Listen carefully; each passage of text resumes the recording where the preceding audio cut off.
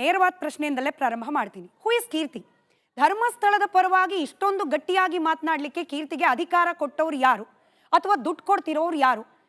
ಧರ್ಮಾಧಿಕಾರಿಗಳು ಅಥವಾ ಅವರ ಕುಟುಂಬಸ್ಥರು ತಪ್ಪೇ ಮಾಡಿಲ್ಲ ಅಂತ ಹೇಳ್ತಾ ಇರೋ ಕೀರ್ತಿಗೆ ಅವರ ಬಳಿ ಇರುವ ಸಾಕ್ಷ್ಯ ಏನು? ತಪ್ಪು ಮಾಡಿದ್ರೆ ಸಾಕ್ಷಿ ಬೇಕು, ತಪ್ಪು ಮಾಡದೇ ಇದ್ರೆ ಸಾಕ್ಷಿ ಹಾಕ್ಬೇಕು. ತಪ್ಪೇ ಮಾಡಿಲ್ಲ ಅಂದಮೇಲೆ ಅದಕ್ಕೆ ಏನು ಸಾಕ್ಷಿ ಹುಡುಕ್ತೀರಾ? ಯಾವನಾದ್ರೂ ಒಬ್ಬ ತಪ್ಪು ಮಾಡಿದ್ರೆ ನೋಡಪ್ಪ ಅವ್ನು ತಪ್ಪು ಮಾಡೋದಕ್ಕೆ ಸಾಕ್ಷಿ ಇದೆ, ಈ ಟೈಮಲ್ಲಿ ಅವನಲ್ಲಿ ಬಂದಿದ್ದ, ಇದಕ್ಕೆ CCTV ಫುಟೇಜ್ ಇದೆ, ಹಿಂಗೇನೋ ಆಗಿದೆ, ಮತ್ತೊಂದೇನೋ ಆಗಿದೆ. ತಪ್ಪು ಮಾಡದೇ ಇದ್ದದಕ್ಕೆ ಎಲ್ಲಿಂದ ಕೊಡ್ತೀರಿ ಸಾಕ್ಷಿನ? ತಪ್ಪು ಮಾಡಿಲ್ಲ ಅನ್ನೋದಕ್ಕೆ ನಿಮ್ಗೆ ಅಷ್ಟೊಂದು ನಂಬಿಕೆ? ಈಗ ನಾನು ಪ್ರತಿಯೊಂದನ್ನು ಸಹಿತ ಆನ್ ರೆಕಾರ್ಡ್ಸ್ ಆನ್ ಪೇಪರ್ಸ್ ಮಾತಾಡ್ತಾ ಇದ್ದೀನಿ. ಯಾವುದನ್ನು ಸಹಿತ ನಾನು ಕಲ್ಪಿಸ್ಕೊಂಡು ಹಂಗೆ ಅನ್ನಿಸ್ತು, ನನ್ನ ಮನ್ಸಿಗೆ ಬಂತು, ನನಗೆ ಅಣ್ಣಪ್ಪ ಸ್ವಾಮಿ ಹೇಳಿದ್ರು ಅಂತ ನಾವು ಮಾತಾಡ್ತಾ ಇಲ್ಲ. ನಾನೇನು ಮಾತಾಡ್ತಾ ಇದ್ದೀನಿ? ಆಸ್ ಪರ್ ರೆಕಾರ್ಡ್ಸ್ ಕಾನೂನು ಏನು ಹೇಳುತ್ತೆ, ಅಂಬೇಡ್ಕರ್ ಅವರು ಬರೆದ ಸಂವಿಧಾನ ಏನು ಹೇಳುತ್ತೋ ಅದರ ಆಧಾರದ ಮೇಲೆ ನಾನು ಮಾತಾಡ್ತಾ ಇದ್ದೀನಿ. ನಾನು ಅದನ್ನು ಹೊರತುಪಡಿಸಿದ್ರೆ ಎಲ್ಲೂ ಸಹಿತ ಯಾವುದನ್ನು ಟೀಕೆ ಮಾಡ್ತಾ ಇಲ್ಲ. ಈ ಕ್ಷಣಕ್ಕೂ ನಮ್ದು ಏನು ವಾದ? ಹೌದಪ್ಪ, ಸೌಜನ್ಯಕ್ಕೆ ನ್ಯಾಯ ಬೇಕು. ಯಾರ ಹತ್ರ ಇದೆ ಸಾಕ್ಷಿ? ಯಾರು ಕೊಡ್ಬೇಕು ಅದನ್ನ ಕೊಡ್ಸಿ. ಅವ್ರ ವಿರುದ್ಧ ಇದ್ರೆ ಅವ್ರ ವಿರುದ್ಧನೇ ಕೊಡಿ, ಗಲ್ಲಿಗೇರ್ಸೋ ತನಕ ಬಿಡೋದು ಬೇಡ. ಇಷ್ಟು ದಿನ ನಂಬಿಸ್ಬಿಟ್ಟಿದ್ದೀರಾ, ಯಾಮಾರಿಸಿದ್ದೀರಾ. ನೀವು ಮಾಡಿರೋ ತಪ್ಪಿಗೆಲ್ಲ ನೋಡಿ ಅಲ್ಲಿ ಸಾಕ್ಷಿ ಇಟ್ಕೊಂಡಿದ್ದಾರೆ ಅವರು, ಹೋಗ್ರಿ ಗಲ್ಲಿಗೆ ನೀವು ಅಂತ, ನಮ್ಮ ಭಾವನೆಗಳಿಗೆ ಧಕ್ಕೆ ತಂದ್ರಿ ನೀವು ಅಂತ ಅಷ್ಟೇ ಕೇಳ್ತಾರೆ. ನಾವೆಲ್ಲ ಹೇಳ್ತೀವಿ ಜಸ್ಟಿಸ್ ಫಾರ್ ಸೌಜನ್ಯ ಬಿಟ್ಟು ಬೇರೆ ಹ್ಯಾಶ್ಟ್ಯಾಗ್ ಅಲ್ಲಿ ಎಲ್ಲಿದ್ದೀವಿ ನಾವು? ಜಸ್ಟಿಸ್ ಫಾರ್ ಸೌಜನ್ಯ ಅನ್ನುವವರು ಧರ್ಮಸ್ಥಳದ ಪರವಾಗಿ ನಿಲ್ಲಬಾರ್ದು, ಸೌಜನ್ಯಕ್ಕೆ ನ್ಯಾಯ ಕೇಳೋರು ಧರ್ಮಾಧಿಕಾರಿಯನ್ನ ಸಮರ್ಥನೆ ಮಾಡ್ಕೊಳ್ಬಾರ್ದು, ಹೀಗೆ ಅಲ್ವಾ ವಾದ ನಡೀತಿರೋದು? ವಾದ ಹಂಗಿದೆ. ಬಟ್ ಒಂದ್ ನೆನ್ಪಿಟ್ಕೊಳ್ಳಿ, ಪೂರ್ವಾಗ್ರಹ ಪೀಡಿತವಾಗಿ ನಾನು ಅವ್ರನ್ನ ವಿರೋಧಿಸಬೇಕು ಅನ್ನೋ ಭರದಲ್ಲಿ ನಿಂತ್ಕೊಂಡ್ಬಿಟ್ರೆ ಸೌಜನ್ಯ ಪರ ಇದ್ದವರು ದೇವಸ್ಥಾನದ ಪರ ಇರಬಾರ್ದು ಅಂತ ಬರುತ್ತೆ. ನಾವು ದೇವಸ್ಥಾನದ ಪರವೂ ಇದ್ದೇವೆ, ಸೌಜನ್ಯ ಪರವೂ ಇದ್ದೇವೆ. ಏನ್ ತಪ್ಪು? ಯಾಕಿದೆ ಧರ್ಮಸ್ಥಳದವ್ರೆ ಅಲ್ವಾ, CID ಕೊಡಿ, ಅದನ್ನ CBI ಕೊಡಿ ಅಂತ ಲೆಟರ್ ಬರ್ದಿದ್ದು. ಏನ್ ತಪ್ಪು ಹಂಗಾದ್ರೆ? ಅವ್ರ ವಿರುದ್ಧನೇ CBI ಬರ್ದ್ರ ಲೆಟರು? ಧರ್ಮಸ್ಥಳದ ಪರವೂ ಇದ್ದು ಸೌಜನ್ಯ ಪರ ಇರಬಾರ್ದು ಅಂತ ಹೇಳಿದವ್ರು ಯಾರು? ಆ ಶರ ಬರ್ದವ್ರು ಯಾರು? ಧರ್ಮಸ್ಥಳದ ಮಂಜುನಾಥ ಸ್ವಾಮಿಯನ್ನ ನಮ್ಮ ಕಾವಂದರನ್ನ ಆರಾಧಿಸ್ತೇವೆ, ಸೌಜನ್ಯಕ್ಕೆ ನ್ಯಾಯ ಕೇಳ್ತೇವೆ. ಏನ್ ತಪ್ಪು? ಹೌದ್ರಿ, ಬೇಕು. ಆ ಹೆಣ್ಮಗು 12 ವರ್ಷದಿಂದ ಜೋಬಲ್ಲಿದೆ, ಮೊಬೈಲಲ್ಲಿದೆ, ಮನೇಲಿ ಇಟ್ಟಿದ್ದೀನಿ, ಡಾಕ್ಯುಮೆಂಟ್ಸ್ ರೆಡಿ ಇದೆ, 3 ನಿಮಿಷದ ವಿಡಿಯೋ ಇದೆ, ಬಿಟ್ಟೆ ನಾನೀಗ, ಕೊಟ್ಟೆ ನಾನು ಇವಾಗ. ಯಾಕೆ ಇದೇ ರಿಪಬ್ಲಿಕ್ ಕನ್ನಡ ಚಾಲೆಂಜ್ ಮಾಡಿರಲಿಲ್ವಾ ಗಿರೀಶ್ ಮಠಣ್ಣನವರು? ಮಾಡಿದ್ರೋ ಇಲ್ಲೋ? ನಾಳೆ ನಿಮ್ಮ ವೇದಿಕೆಗೆ ಬಂದು ನಾನು ಎಲ್ಲ ಸಾಕ್ಷಿಗಳನ್ನು ಕೊಡ್ತೀನಿ ಅಂತ ಕೊಟ್ರ ಇಸ್ಕೊಂಡಿದ್ದೀರಾ ನೀವು ಸಾಕ್ಷಿನ? ಆ ಸಾಕ್ಷಿಗಳನ್ನು ಕೊಡ್ರಪ್ಪ, ಈಗಲಾದ್ರೂ ಕೊಡ್ರಪ್ಪ ಅಂತ ಕೇಳಿದ್ರೆ ಹೆಂಗ್ ನಾವು ಕೆಟ್ಟವರಾಗ್ಬಿಡ್ತೀವಿ? ಸಾಕ್ಷಿಗಳ ವಿಚಾರಕ್ಕೆ ಬರ್ತೀನಿ. ಆದ್ರೆ ಕಾವಂದರು ತಪ್ಪೇ ಮಾಡ್ತಿಲ್ಲ ಅನ್ನೋ ಕೀರ್ತಿ ಅವರಿಗೆ ಕಾವಂದರ ಮತ್ತೊಂದು ಮುಖ ಗೊತ್ತಿಲ್ಲ. ಅವ್ರು ನೋಡಿರೋದು ಕೇವಲ ಧರ್ಮಾರ್ಥವಾಗಿ ಮಾಡ್ತಿರೋ ಕೆಲಸ, ಸಮಾಜಾರ್ಥವಾಗಿ ಮಾಡ್ತಿರೋ ಕೆಲಸ ಮಾತ್ರ. ಒಬ್ಬ ವ್ಯಕ್ತಿಗೆ ಇನ್ನೊಂದು ಮುಖ ಇರಬಾರ್ದು ಅಂತ ಇಲ್ಲ. ಕೀರ್ತಿ ಅವರು ಡೆಲಿಬ್ರೇಟ್ ಆಗಿ ಸಮಾಜದ ಮುಂದೆ ಇಡ್ತಾ ಇರೋದು ಕೇವಲ ಕೀರ್ತಿಯವರ ಗಮನದಲ್ಲಿ ಇರ್ತಕ್ಕಂಥ ಕಾವಂದರ ಮುಖ ಮಾತ್ರ. ಯಾರು ನೋಡಿರೋದು ಇನ್ನೊಂದು ಮುಖನ? ಅಲ್ಲಿನ ಜನ ನೋಡಿದಾರಂತೆ, ಯಾರು ಮಾತಾಡ್ತಾರಂತೆ. ಸೌಜನ್ಯ ಅವ್ರ ತಾಯಿ ನೋಡಿದಾರಂತೆ, ಅನನ್ಯ ಭಟ್ ಅವ್ರ ತಾಯಿ ನೋಡಿದಾರಂತೆ, ಪದ್ಮಲತಾ ಅವ್ರ ಪ್ರಕರಣ ಏನಂತೆ, ಆನೆ ಮಾವುತನ್ ಪ್ರಕರಣ ಏನಂತೆ, ಏನಂತೆ, ಎಲ್ಲದನ್ನೂ ಮಾತಾಡೋಣ ಇವತ್ತು. ಅದಲ್ಲ, ಪ್ರತಿಯೊಂದಕ್ಕೂ ಇವತ್ತು ಒಂದು ಕ್ಲಾರಿಫಿಕೇಶನ್ ಕೊಟ್ಟೆ ಹೋಗೋಣ, ಅದಲ್ಲ. ಬಟ್ ಯಾರು ನೋಡಿರೋದಂತೆ? ಬರೀ ಬಾಯಲ್ಲಿ ಭಾಷಣ, ಬೊಗಳೆ, 16 ವರ್ಷದ ಹುಡುಗಿ ಬೇಕಂತೆ, ಹಂಗ್ ಬೇಕಂತೆ, ಹಿಂಗ್ ಬೇಕಂತೆ. ಆಯ್ತು, ಅದಕ್ಕೆ ಸಾಕ್ಷಿ ಅಲ್ಲಪ್ಪ. ಅದಕ್ಕೆ ಯಾವ ಗ್ಯಾರಂಟಿ ಮೇಲೆ ಮಾತಾಡ್ತಾ ಇದೀಯಪ್ಪ? ನಿನಗೊಂದು ಸೆನ್ಸ್ ಬೇಡ ತಲೆಯಲ್ಲಿ ಏನು ಮಾತಾಡ್ತಾ ಇದೀಯ ಅಂತ? ಸುಮ್ಮನೆ ನನಗೆ ಬರುತ್ತೆ ಬಾಯಲ್ಲಿ, ನಾನು ಯೋಚನೆ ಮಾಡ್ತೀನಿ, ರಾತ್ರಿ ಕೂತ್ಕೊಂಡು ಸ್ಕ್ರಿಪ್ಟ್ ಬರಿತೀನಿ, ಬೆಳಗ್ಗೆ ಎದ್ದು ಹೇಳ್ತೀನಿ. ಹಂಗೆ ವರ್ಕ್ ಆಗಲ್ಲ. ನೀನು ಏನು ಮಾತಾಡಿದ್ರು ಅದಕ್ಕೊಂದು ಪೇಪರ್ಸ್ ಇರಬೇಕು, ಒಂದು ರೆಕಾರ್ಡ್ಸ್ ಇರಬೇಕು, ಒಂದು ಸಾಕ್ಷಿ ಇರಬೇಕು. ಏನೂ ಇಲ್ಲ, ನನ್ನ ಬಾಯಲ್ಲಿ ಬರುತ್ತೆ, ನನ್ನ ಯೋಚನೆ ಬರುತ್ತೆ, ನಾನು ಮಾತಾಡ್ಕೊಂಡು ಹೋಗ್ತಾ ಇರ್ತೀನಿ. ಅದನ್ನು ಕೇಳಿಸ್ಕೋಬೇಕು. ಯಾಕೆ ಕೇಳಿಸ್ಕೋಬೇಕು? ಅವ್ರು ಮಾತಾಡೋದಕ್ಕೆ 12 ವರ್ಷದಲ್ಲಿ ಯಾವುದಾದ್ರೂ ಒಂದಕ್ಕೆ ಸಾಕ್ಷಿ ಕೊಟ್ಟಿದ್ರೆ ಹೌದಪ್ಪ, ಇವ್ರು ಸಾಕ್ಷಿ ಇಟ್ಕೊಂಡು ಮಾತಾಡ್ತಾರೆ, ಇವ್ರು ಪ್ರೂಫ್ ಇಟ್ಕೊಂಡು ಮಾತಾಡ್ತಾರೆ, ಇವ್ರ ಹತ್ರ ವಿಷಯ ಇದೆ, ಇವ್ರಿಗೆ ನಿಜವಾಗಿಯೂ ಸೌಜನ್ಯಾಗಿ ನ್ಯಾಯ ಕೊಡಿಸುವ ಉದ್ದೇಶ ಇದೆ. ಎಲ್ಲಿದೆ? ವರ್ಡಿಕ್ಟ್ ಬಂದಾಗಿಂದ ಹಿಡ್ಕೊಂಡು ಉಚ್ತಾನೇ ಇದ್ದಾರೆ. ಕೋರ್ಟಿಗೆ ಇವತ್ತಿನ ತನಕ ನಿಶ್ಚಲ್ ಜೈನ್ ಹೆಸರೇ ಸೇರಿಸಿಲ್ಲ ಇವರು. ಮೊನ್ನೆನೂ ಹೇಳ್ತಾರೆ ಅವರು ಫೇಕ್ ವೀಸಾ ಕೊಟ್ಟರು, ಫೇಕ್ ಪಾಸ್ಪೋರ್ಟ್ ಕೊಟ್ಟರು, ಫೇಕ್ ಸೀಲ್ ಕೊಟ್ಟರು ಅಂತ. ಡಾಕ್ಯುಮೆಂಟ್ಸ್ ಅಷ್ಟರಲ್ಲೂ ಹುಡುಕ್ತೀನಿ, ಎಲ್ಲಾದ್ರೂ ಒಂದ್ ಕಡೆ ನಿಶ್ಚಲ್ ಜೈನ್ ಹೆಸರು ಸೇರಿಸಿದ್ರ ಅಂದ್ರೆ ಕಂಪ್ಲೇಂಟ್ ಕಾಪಿಲೂ ಇಲ್ಲ, ಕೋರ್ಟಲ್ಲೂ ಇಲ್ಲ. ಮತ್ತೆ ಯಾಕೆ ಹೊರಗಡೆ ಬಂದು ಮೀಡಿಯಾದಲ್ಲೊಂದು, ಸೋಷಿಯಲ್ ಮೀಡಿಯಾಲೊಂದು, ಕೋರ್ಟಲ್ಲೊಂದು? ಯಾಕೆ ಆ ಸ್ಟ್ಯಾಂಡರ್ಡ್ಸ್, ಡಬಲ್ ಸ್ಟ್ಯಾಂಡರ್ಡ್ಸ್ ಯಾಕೆ ಅಂತ ಇದೆಯಾ? ಸೋಷಿಯಲ್ ಮೀಡಿಯಲ್ಲಿ ಮಾತಾಡ್ತಾ ಇದ್ದೀರಾ, ಕೋರ್ಟಲ್ಲೂ ಅದೇ ಚಾಲೆಂಜ್ ಮಾಡಬೇಕು. ಸೇರಿಸ್ರಿ ನಿಶ್ಚಲ್ ಜೈನ್ ಹೆಸರನ್ನ ಅಂತ. ಯಾಕೆ ಸೇರಿಸಲ್ಲ?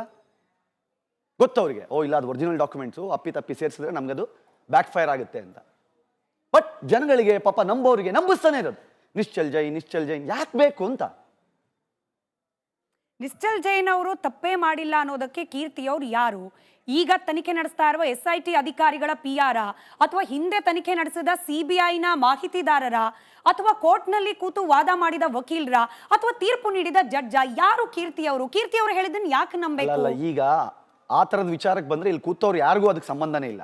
ಆದರೆ ನಾನು ಒಬ್ಬ ಪತ್ರಕರ್ತನಾಗಿ 17 ವರ್ಷ ಕೆಲಸ ಮಾಡಿದ್ದೀನಿ. ನನಗೂ ಈ ಸ್ಟೋರಿ ಆಗಬೇಕಾದ್ರೆ 2012ರಲ್ಲಿ ನಾನು ಒಂದು ಪ್ರತಿಷ್ಠಿತ ಚಾನಲ್ ಕೆಲಸ ಮಾಡ್ತಾ ಇದ್ದೆ. ನಾನು ಕ್ರೈಮ್ ಡಿಪಾರ್ಟ್ಮೆಂಟಲ್ಲಿ ಇಲ್ಲದೆ ಇರ್ಬೋದು, ಬಟ್ ನಾನೊಂದು ಪ್ರತಿಷ್ಠಿತ ಚಾನಲ್ ಕೆಲಸ ಮಾಡ್ತಾ ಇದ್ದೆ. ನನ್ನ ಜೊತೆ ಕ್ರೈಮ್ ಡಿಪಾರ್ಟ್ಮೆಂಟಲ್ಲಿ ಕೆಲಸ ಮಾಡ್ತಿದ್ದ ಫ್ರೆಂಡು ಆನ್ ಗ್ರೌಂಡ್ ಹೋಗಿ ಇದು ರಿಪೋರ್ಟ್ಸ್ ತೊಗೊಂಬಂದಿದ್ದ, ವಿಡಿಯೋಸ್ ತೊಗೊಂಬಂದಿದ್ದ.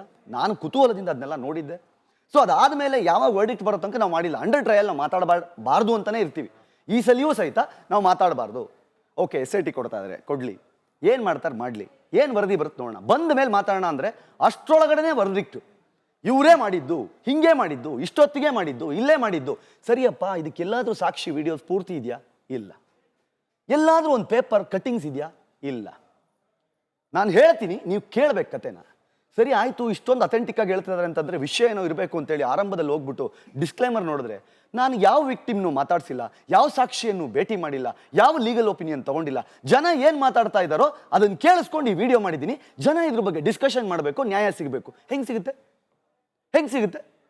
ಡಿಸ್ಕ್ಲೈಮರ್ ಇಷ್ಟಿಷ್ಟುದ್ದ ಭಾಷಣಗಳನ್ನ 37 ನಿಮಿಷ ಮಾಡಬೇಕಾದ್ರೆ ಡಿಸ್ಕ್ಲೈಮರ್ನ ಒಂದು ದೊಡ್ಡದಾಗಿ ಕನ್ನಡದಲ್ಲಿ ಹಾಕಬೇಕಲ್ವ? ಅದನ್ನು ಸಣ್ಣದಾಗಿ 5 ಸೆಕೆಂಡ್ ಹಾಕ್ಬಿಟ್ಟು ನಾನು ಯಾರನ್ನೂ ಮಾತಾಡ್ಸಿಲ್ಲ, ನಂಗೆ ಯಾರೂ ಗೊತ್ತಿಲ್ಲ, ಯಾರ ಜೊತೆಲೂ ನಾನು ಚರ್ಚೆ ಮಾಡಿಲ್ಲ, ಲೀಗಲ್ ಒಪಿನಿಯನ್ನೇ ತೊಗೊಂಡಿಲ್ಲ ನಾನು, ಬಟ್ ವಿಡಿಯೋ ಮಾಡ್ತಾ ಇದ್ದೀನಿ, ಬಿಡ್ತಾ ಇದ್ದೀನಿ. ಹೆಂಗಾಗುತ್ತೆ? ಕೀರ್ತಿಯವ್ರ ಸಮರ ಇರೋದು ನಿಜವಾಗ್ಲೂ ಕೂಡ ಆ ಧರ್ಮಸ್ಥಳ ಕ್ಷೇತ್ರಕ್ಕೆ ಅಪಪ್ರಚಾರ ಮಾಡ್ತಿರುವವರ ವಿರುದ್ಧನ ಅಥವಾ AI ವಿಡಿಯೋ ಮಾಡಿಕೊಂಡು ವ್ಯೂಸ್ನ ತಗೊಳ್ತಾ ಇರುವವರ ವಿರುದ್ಧನ? ಅವರು ವ್ಯೂಸ್ ತಗೊಳ್ಳಿ ಬಿಡ್ಲಿ, ಅದು ಅವ್ರ ಇಷ್ಟ. ಅದು AI ವಿಡಿಯೋ ಏನು ಬರೀ ಧರ್ಮಸ್ಥಳದ ವಿಚಾರದಲ್ಲ, ಈ ಮುಂಚೆನೂ AI ವಿಡಿಯೋನೇ ಮಾಡ್ತಾ ಇದ್ದಿದ್ದು. ನಂದೇನು ಪ್ರಶ್ನೆ, ನೀವೇನು ಅಪವಾದ ಮಾಡ್ತಾ ಇದ್ದೀರಿ, ಏನು ಆರೋಪ ಮಾಡ್ತಿದ್ದೀರಿ, ಅದಕ್ಕೆ ಸಾಕ್ಷಿಗಳಿದೆಯಾ ನಿಮ್ಮ ಹತ್ರ? ಸಾಕ್ಷಿಗಳನ್ನ ಎದುರುಗಡೆ ಮಾತಾಡಿ. ನಾನು ಹೇಳ್ತಾ ಇರೋದು ಒನ್ ಸೈಡೆಡ್. ಅವ್ರು ಮಾತ್ರ ಮಾತಾಡಬೇಕು, ನಾವು ಮಾತಾಡಬಾರ್ದು ಅಂದ್ರೆ ಹೆಂಗಾಗುತ್ತೆ? ನನ್ನ ಕ್ಷೇತ್ರ ರೀ. ನನಗೆ 1 ವರ್ಷ ಇದ್ದಾಗ ನಮ್ಮಮ್ಮ ಅಲ್ಲೇ ಕರ್ಕೊಂಡೋಗಿ ನನಗೆ ಮುಡಿ ಕೊಡ್ಸಿದ್ರು. ನಮ್ಮ ಅಪ್ಪ ಅಮ್ಮನ ಮದುವೆ ಆಗಕ್ಕೆ ಮುಂಚೆ ಅದೇ ಧರ್ಮಸ್ಥಳದಿಂದ ಮದುವೆ ಪತ್ರಿಕೆ ಅಲ್ಲಿ ಕಳಿಸಿ, ಮದುವೆ ಪತ್ರಿಕೆ ಅಲ್ಲಿಂದ ನನಗೊಂದು ಶೀಲ್ಡ್ ಇದಾಗಿ ಬರುತ್ತೆ ಫ್ರೇಮ್ ಆಗಿ. ಇವತ್ತು ನಮ್ಮ ಮನೇಲಿದೆ. ಇವತ್ತಿಗೂ ನಮ್ಮ ಮನೇಲಿ ರತ್ನವರ್ಮ ಹೆಗಡೆ ಅವ್ರ ಫೋಟೋ ಇಟ್ಟಿದ್ವಿ ನಾವು. ನನಗೆ ನಂಬಿಕೆ ಇದೆ ರೀ ಆ ಕ್ಷೇತ್ರದ ಬಗ್ಗೆ. ನಾನು ನಂಬ್ತೀನಿ, ನಾನೊಬ್ಬ ಭಕ್ತನಾಗಿ ಮಾತಾಡ್ತೀನಿ. ತಪ್ಪೇನು ನಾನು ಡಿಫೈಂಡ್ ಮಾಡ್ಕೊಂಡ್ರೆ? ನೇರ ಇಲ್ಲಿ ಕುತ್ಕೊಂಡು ನಾವು ಕಾವಂದ್ರು ಅಂತ ಕರೆಯೋದನ್ನು ಕಾಮಂದ್ರು ಅಂತ ಕರೆದಾಗ ಕೇಳಿಸ್ಕೊಂಡು ಸುಮ್ಮನೆ ಇರೋಕ್ಕೆ ನಾನು ಆ ಕ್ಷೇತ್ರದ ಭಕ್ತ. ನಾನು ಮಾತಾಡ್ತೀನಿ. ನೀವು ಪ್ರೂವ್ ಮಾಡೋದನ್ನ, ನೀನು ಪ್ರೂವ್ ಮಾಡಿದ್ದೆ ಆದರೆ ಅವತ್ತು ನೀನು ಹೇಳಿದ್ದು ನಾನು ಕೇಳ್ತೀನಿ. ನಿನ್ನ ಜೊತೆಗೆ ನಾನು ಬಂದು ಬೀದಿಲಿ ಇಳಿದು ಗಲ್ಲಿಗೇರ್ಸೋ ತನಕ ಬಿಡೋದು ಬೇಡ ಅಂತ ನಾನು ಹೋರಾಟ ಮಾಡ್ತೀನಿ. ಕೀರ್ತಿ ಈಗ ಯಾಕೆ ಧರ್ಮಸ್ಥಳವನ್ನ ಡಿಫೆಂಡ್ ಮಾಡ್ಕೊಳ್ತಿದ್ದಾರೆ ಅಂದ್ರೆ ಅವರ ಮೇಲೆ ವೈಯಕ್ತಿಕವಾಗಿ ಬಂದಿರೋ ಕೆಲವೊಂದು ಆರೋಪಗಳು, ದಾಖಲಾಗಿರುವ ಕೆಲ ಕೇಸ್ಗಳು, ಆ ಕೇಸ್ಗಳಿಗೆ ಶೀಲ್ಡ್ ಆಗಿ ಬಳಕೆ ಮಾಡ್ಕೊಳ್ತಿದ್ದಾರೆ ಧರ್ಮಸ್ಥಳದ ವಿಚಾರ ಅಂತ ಹೇಳ್ತಿದ್ದಾರೆ. ನಿಮ್ಗೆ ಬಂದಿರಬಹುದು. ಯಾರು? ತಿಮರೋಡಿ ಅವರು ಹೇಳಿದ್ದಾರೆ. ಏನಂತ? ನಿಮ್ಮ ಮೇಲೆ ಬಂದಿರೋ ಕೇಸ್ ಇದೆ, ಏನಂತ? ಅತ್ಯಾಚಾರದ ಕೇಸ್ ಇದೆ ನಿಮ್ಮ ಮೇಲೆ. ಹಾಗಾಗಿ ನೀವು ಇನ್ನೊಬ್ಬ ಅತ್ಯಾಚಾರಿನ ನೇರವಾಗಿ ಅತ್ಯಾಚಾರದ ಪ್ರಕರಣ ಅತ್ಯಾಚಾರಿಯನ್ನ ನೀವು ಡಿಫೆಂಡ್ ಮಾಡಿ 13-14 ವರ್ಷದಿಂದ ನೀವು ಮಾಧ್ಯಮದೊಳಗೆ ನಾನು ನೋಡ್ತಾ ಇದ್ದೀರಿ. ಯಾವತ್ತಾದ್ರೂ ಕಿರಿಕಿರ್ತಿ ಮೇಲೆ ಒಂದು ಅತ್ಯಾಚಾರದ ಕೇಸ್? ಪರ್ಸನಲ್ ಒಪಿನಿಯನ್ ಹೇಳೋದಿಲ್ಲ. ಪರ್ಸನಲ್ ಒಪಿನಿಯನ್ ಅಲ್ಲ, ನಾನು ಹೇಳ್ತಾ ಇರೋದು ಗಾಳಿಯಲ್ಲಿ ಗುಂಡು ಹೊಡಿಬಹುದು. ನನಗೆ ಆಯ್ತು, ನಾನು ಸಿಂಪಲ್ ಆಗಿ ಹೇಳ್ತೀನಿ. ಯಾವ ವ್ಯಕ್ತಿ ಆ ಪೋಸ್ಟ್ ಹಾಕಿದ್ರು ಫೋನ್ ಮಾಡಿ 2 ಗಂಟೆ ನನ್ನ ಜೊತೆಗೆ ಮಾತಾಡಿದ್ದಾರೆ. 2 hours. ಅದನ್ನ ಯಾಕೆ ಹಾಕಿದ್ರು, ಏನಕ್ಕೆ ಹಾಕಿದ್ರು, ಏನು ವಿಷಯ ನನ್ನ ಚರ್ಚೆ ಮಾಡಿದ್ದಾರೆ. ಯಾಕೆ ಅದನ್ನ ಅಲ್ಲಿಗೆ ಬಿಟ್ಟರು ಅದು ಅವ್ರಿಗೂ ಗೊತ್ತಿದೆ. ಓಕೆ, ನಾನು ವಿಷಯ ಇದೆಯಾ ಸೈದ್ಧಾಂತಿಕವಾಗಿ ನನ್ನ ಜೊತೆ ಏನಾದರೂ ಫೈಟ್ ಮಾಡಿ. ನೀವು ಯಾವುದಾದ್ರೂ ನನ್ನ ವಿಡಿಯೋಗಳಲ್ಲಿ ಯಾರ್ದಾದ್ರೂ ತಾಯಿ ಬಗ್ಗೆ, ಯಾರ್ದಾದ್ರೂ ತಮ್ಮನ ಬಗ್ಗೆ, ಅವ್ರ ಪರ್ಸನಲ್ ಲೈಫ್ ಬಗ್ಗೆ, ಅವ್ರ ಕೆರಿಯರ್ ಬಗ್ಗೆ ನಾನು ಮಾತಾಡೋದು ನೋಡಿದ್ದೀರಾ? ನಾನು ಬರೀ ವಿಷಯ ಮಾತಾಡ್ತೀನಿ. ಸೌಜನ್ಯ, ಧರ್ಮಸ್ಥಳ, ಕಾವಂದ್ರು, ಮಂಜುನಾಥ ಸ್ವಾಮಿ. ನನಗೆ ಪರ್ಸನಲ್ ಅಟ್ಯಾಕ್ ಮಾಡಕ್ಕೆ ಬರಲ್ಲ. ಯಾವಾಗ ವಿಷಯಗಳಿರಲ್ವೋ, ಸೈದ್ಧಾಂತಿಕವಾಗಿ ಮಾತಾಡಬೇಕಾದ್ರೆ ಯಾವಾಗ ವಿಷಯಗಳು ಇರಲ್ವೋ ಅವಾಗ ಏನು ಮಾಡಬೇಕು?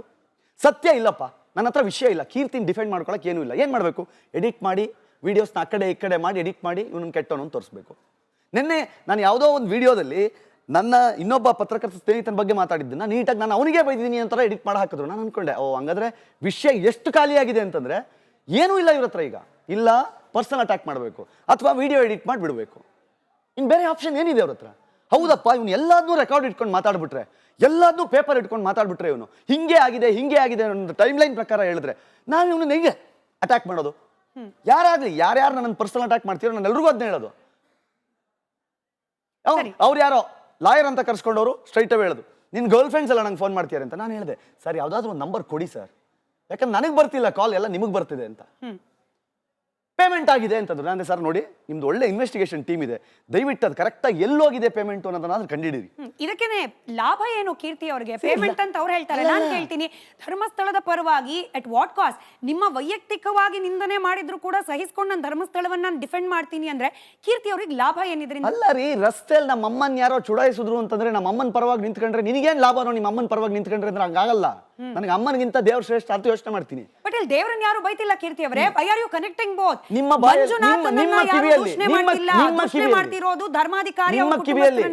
ಕಿವಿಯಲ್ಲಿ ಅಲ್ಲಿ ಅಣ್ಣಪ್ಪ ಸ್ವಾಮಿ ಇಲ್ಲ, ಅಲ್ಲಿ ಮಂಜಾನ್ ಸ್ವಾಮಿ ಇಲ್ಲ, JCB ತಗೊಂಡೋಗೋದನ್ನ ಕಿತ್ತಾಕಿ ಅಂತ ಕೇಳಿದ್ದೀರಾ ಕೇಳಿಲ್ವಾ? ಕೇಳಿದ್ದೀರೋ ಕೇಳಿಲ್ವಾ? ಏನ್ ದೇವ್ರ ವಿರುದ್ಧ ಅಲ್ವಾ ಅದು? ಆಂಧ್ರದ ನ್ಯೂಸ್ ಚಾನಲ್